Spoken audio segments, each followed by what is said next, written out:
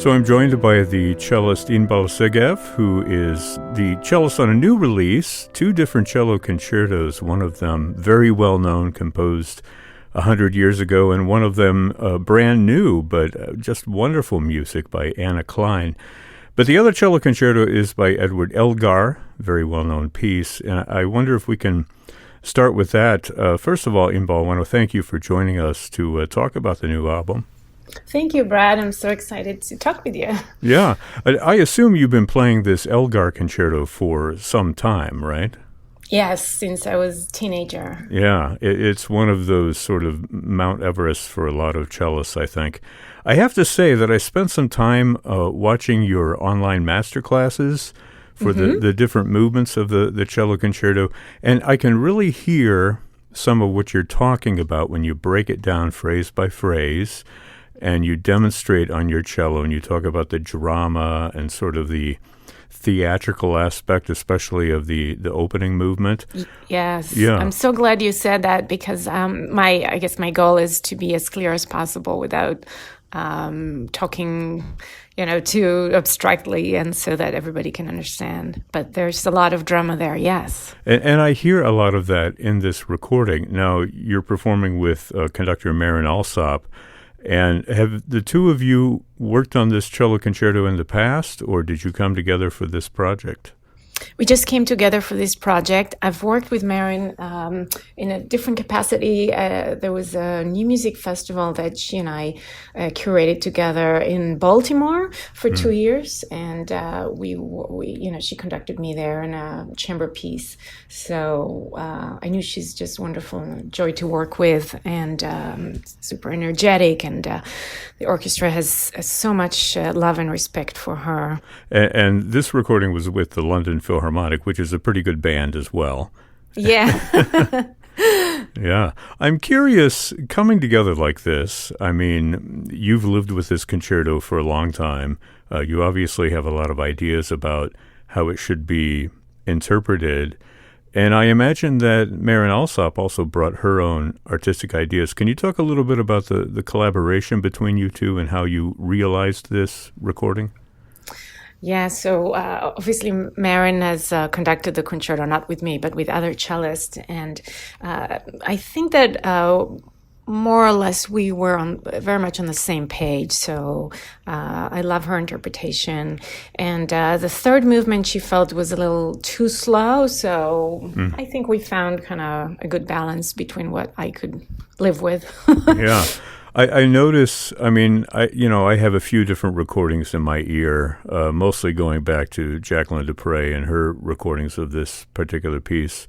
And I notice all these little differences. I have to say, in your recording, it seems like there's a little more breathing room here and there, and there's a little more attention paid to just the very subtle things, like the way that you approach notes and things like that. I imagine that was a conscious decision on your part, yeah. Sometimes, and sometimes not. I think that everybody talks differently, lives differently, feels certain things differently. So some of the choices are obviously made deliberately, but some, I think I am a more intuitive performer, especially when it comes to Elgar. I mean, in Beethoven, you can say, okay, or in Bach, you really craft every note. And even there, I think that spontaneity should be very important when you come to record.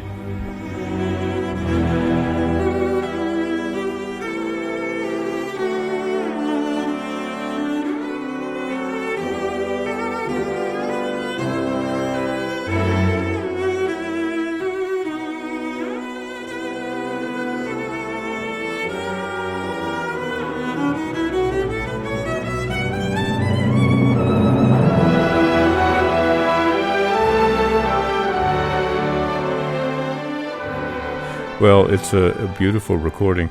I'm struck by a quote that you had on your YouTube channel that Elgar said about this concerto. He said that it represented a person's attitude to life.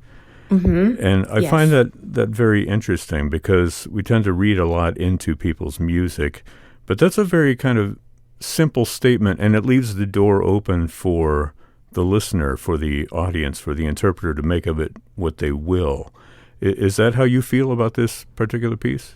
Yeah, I think it is. People have written about the concerto that it's sort of an elegy to humanity, and because it was written right after World War I. But I think that not every movement is tragic, obviously, in the Elgar. And and also the cello, it's close to the human voice, so it is sort of a person speaking his mind or her mind.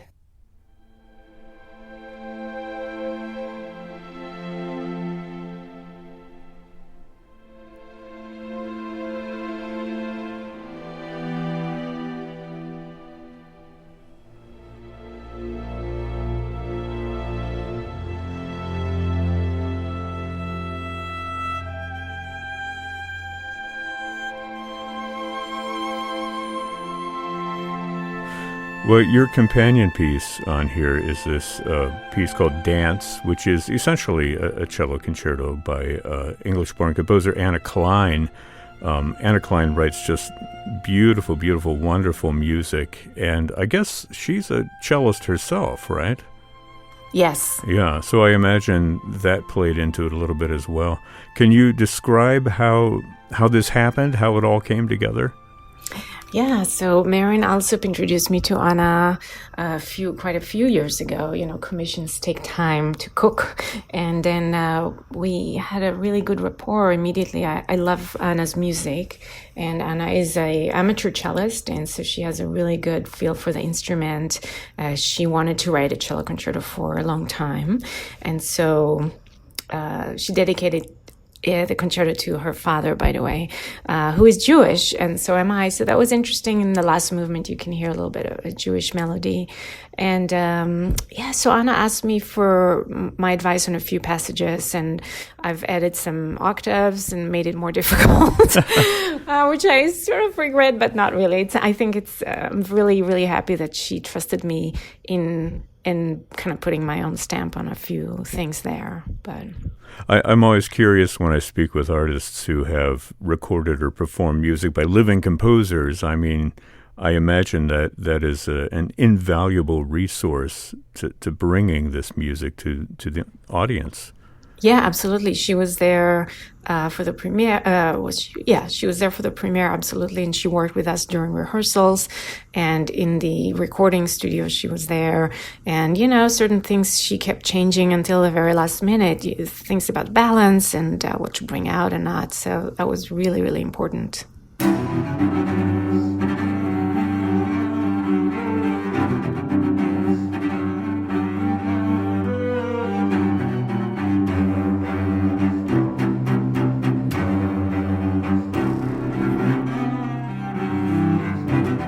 Now, her inspiration for this piece came from the Persian poet Rumi. Can you talk about that for us?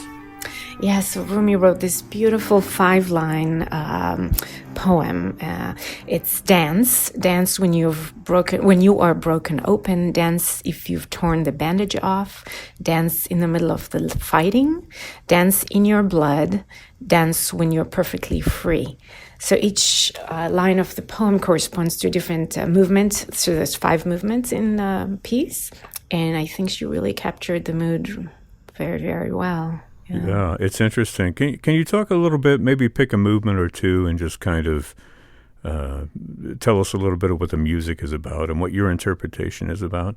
You've talked about this sort of melting pot of bringing together her cultural heritage with your cultural heritage, and you hear that in the music. Yes, I heard it for the first time. I was like, I don't even know that she did it consciously, but I said, I hear Jewish melodies here, but also the Scottish and,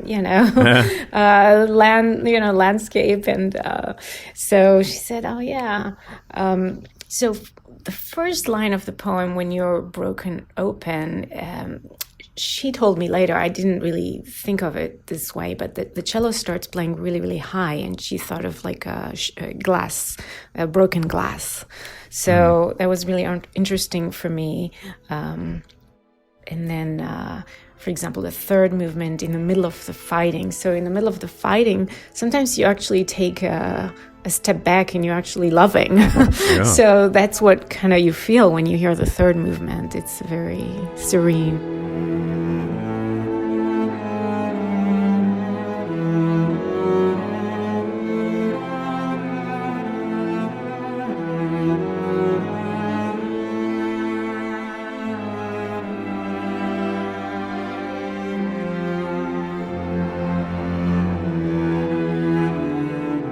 And in the final movement, I hear like a lot of conflict here and there coming to the surface, but then it has this very kind of simple, beautiful, traditional kind of ending to it. Instead of, the big flourish and the moto perpetuo and kind of thing that we're used to hearing in a lot of string concertos.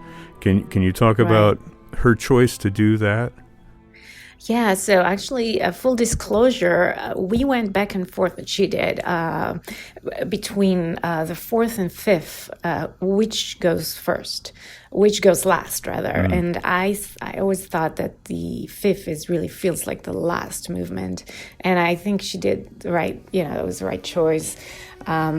So yeah, I love how the line in the poem is when you're perfectly free, and dance when you're perfectly free, and in the end you really feel like you are free.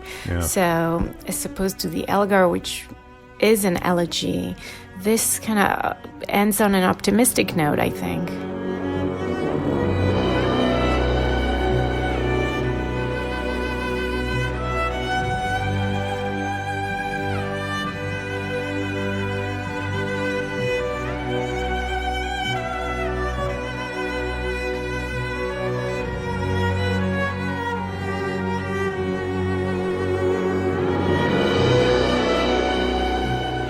Yeah, and I have to point out, of course, the Elgar written in the wake of World War I, and you've talked about the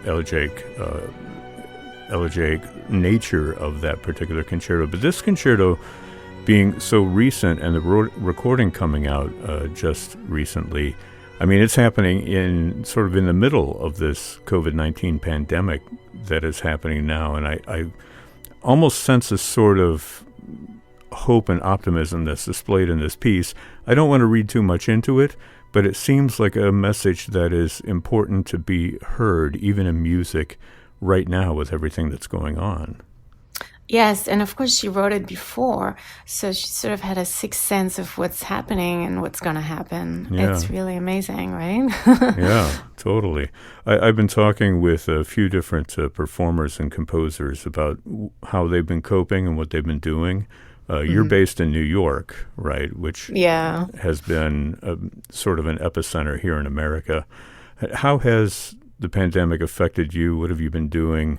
How has it had an effect on your career? Well, I had a very nice summer planned with lots of concerts and chamber music and touring, and it was so exciting, and I was so heartbroken.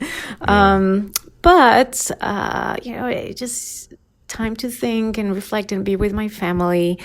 We have 3 teenage kids, and so it's really nice to just be with them more. And I'm learning German. I'm reading more. You're learning German. Yeah. Of all the people I've talked to, you're the only one that's chosen to learn a foreign language. Really? It's sequestered. Yeah, that's wonderful. A lot of people are doing a lot of reading, but you'll be able to read in German. That's nice. Well, yeah, maybe one day. Maybe not Thomas Mann right away, but... Yeah. Well, and you're still releasing videos, I notice, on your YouTube channel. So are you doing any kind of online stuff right now? So, when it started, I did record some in my apartment, with mixed results. So I tried to record a new piece with 5 different players. We all recorded our parts at home. That was tough. So I think the solo cello rep translates better. Yeah. And even so, you're not going to achieve the same sound as you do in a studio, but maybe it's more immediate, kind of raw. Right. Right. Well, I do want to mention your musings with Inbal Segev, which I'll link to that from our website, because it's a really interesting set of videos, not just for the people who are playing the cello at various levels, but for people who listen to the cello. It really opened my eyes and ears to a lot of ways, a lot of things that you brought to this recording and interpretation, especially of the Elgar. So thanks so much. Yeah, those are definitely different than my performance videos, which I was talking about. But the tutorials, the masterclass ones I'm very proud of. And I put a lot of effort. Actually, believe it or not, it's very labor intensive because of the editing. So it's almost harder than performance videos. Yeah. Well, I imagine you have to do a lot of research and preparation going into it as well. Yes, definitely. So the new album has the Edward Elgar Cello Concerto, as well as a new concerto from composer Anna Klein called Dance, inspired by the poetry of Rumi. Marin Alsop conducting with the London Philharmonic Orchestra. Beautiful music, beautifully played and recorded. And thank you. Inbal Segev, I want to thank you so much for spending a little time talking about the recording today. Best of luck to you. And I hope you and your family stay safe and stay healthy. And thanks for joining us. Thanks a lot, Brad, and the same to you.